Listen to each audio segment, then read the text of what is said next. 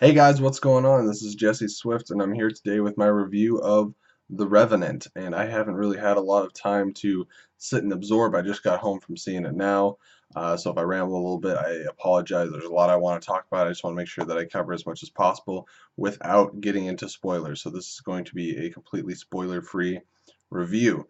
Now, this was a very unique experience for me because, as most of my friends know, I'm a huge movie buff, and I am guilty of knowing a lot about the movies before going to see them. I usually watch every available trailer, I read a lot of behind the scenes, watch a lot of interviews and stuff like that. For The Revenant, I originally wasn't planning on seeing it in theaters. I really, really like Leonardo DiCaprio, but for some reason, the sound of the movie didn't really appeal to me. And I think I may have seen one trailer, but I didn't remember it whatsoever. So I had a couple friends invite me to come out, and I wasn't going to say no to going and watching a movie.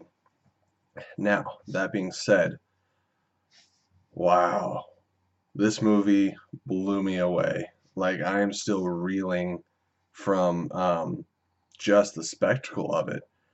This isn't just a movie, it is a film going experience. And I know that this is the same director as Birdman, and he's a phenomenal director. I apologize, I don't have his name in front of me, and I know it's really hard to pronounce, so I'm just going to say the really great director from Birdman did this movie.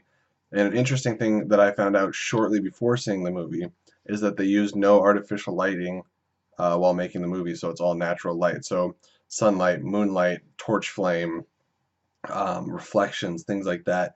And when you know that before going into the movie, you can really, really tell that it's natural light when you watch it, and that just gives it some really tangibility. I don't know if that's a word, but you know what I'm saying. Like it feels like you just reach out and touch the screen, and it's a very cold environment the whole movie, and it affects you when you see people trudging through like icy cold runoff waters and stuff. Your feet get cold, or at least for me, and I just felt completely immersed in the movie, which brings me to I want to say one of my biggest compliments about the movie, because I don't think people pay enough attention to this, is the sound. The sound was spectacular. Like every step in the snow, it was a crunch, and just they took all these sounds that should be muffled and quiet, and they elevated the sounds, and that made you feel like you were these characters taking these steps, going through this journey, and I just can't compliment that enough. I think that's a really big part. That and some of the music really puts you in the mood and makes you part of this story. Now let's get to the actors who were all phenomenal. There was not a weak link in this movie. I think the best compliment you can give an actor is saying that you watched a movie and you didn't see any acting. Like that's how I felt. Leonardo DiCaprio was in the movie. Tom Hardy was in the movie.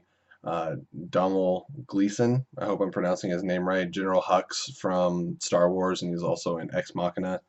Um, those were the three stars that I knew, and I thought they did an absolutely phenomenal job with their roles. Tom Hardy having a semi-antagonistic role. Hopefully, it's not really a spoiler. I think you can kind of see it a little bit in the trailers. He handled that phenomenally. He did suffer a little bit from having his Tom Hardy mumble that he has in some of the movies, like Mad Max or The Dark Knight Rises. There's been a couple times where I expect him to be like, Leonardo DiCaprio, hit it again. And but anyways, it was really well handled, and I'm trying to just get my thoughts together. Um, Leo's character, his last name is Glass, goes through things in this movie. It is just a non-stop, painstaking journey of revenge, and you get that it's a revenge story from watching the trailer. And I won't spoil why or the hows, but bad things happen to him. They continue to happen to him. It's his journey to try to seek out justice, and you are with him for every painful step of this ride, and it is grueling. This is a long, long movie, or at least it feels really long, but it feels long in a good way, in the way that you're glad it's as long as it is. You don't want it to end. It feels like it's as long as it needed to be.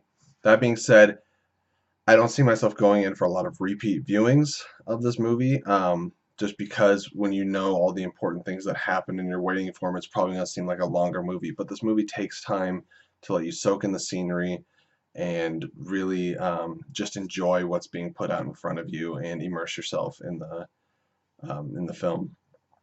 So strong acting, amazing cinematography. Oh my gosh, the shots in this movie were beautiful. There's a couple times, and I don't do this very often. I leaned over to my friend, I elbowed him, and I was like, "Look at that shot. That is a beautiful shot." And just knowing that they didn't use any custom lights and stuff, they're using the reflection off the sun um, and the snow, and it was gorgeous. And you'll notice probably when you watch the movie that there is use of CGI. It is handled incredibly well. There is anything that is CGI in this movie has weight to it. If you saw the trailer, you know there's a bear attack in the movie. It's right in the trailer, and yeah, I could tell it was CGI, but it was really good CGI. And whatever that bear did, the things around it moved. There was a weight to this bear. I felt like I was looking at a 500, 600 pound bear attacking somebody. And, without spoiling anything, speaking of that bear attack, my God, that was a visceral, brutal, hard to watch scene. And there's a few of those in this movie. This is not a kid-friendly movie.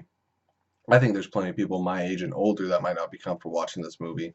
There is a lot of just kind of grit and filth and hard to watch scenes that are a little bit violent and edgy. Um, but I just can't praise this movie enough. I know there's been a couple complaints out there about runtime and a little bit of repeat beats in the film. Like I said, the runtime's fitting for a one-time viewing. It was as long as it needed to be. I don't know what I would cut out, except for maybe some of the really beautiful panning shots, because they weren't always important. There's a little bit of somewhat kind of like dream sequences, I guess you could cut out.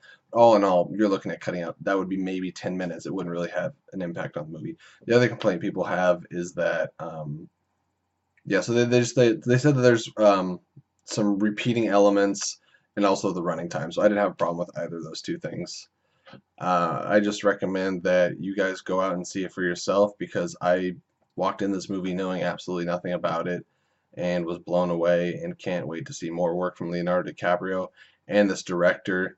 Um, so yeah, until next time, may the film be with you. I'll see you guys later.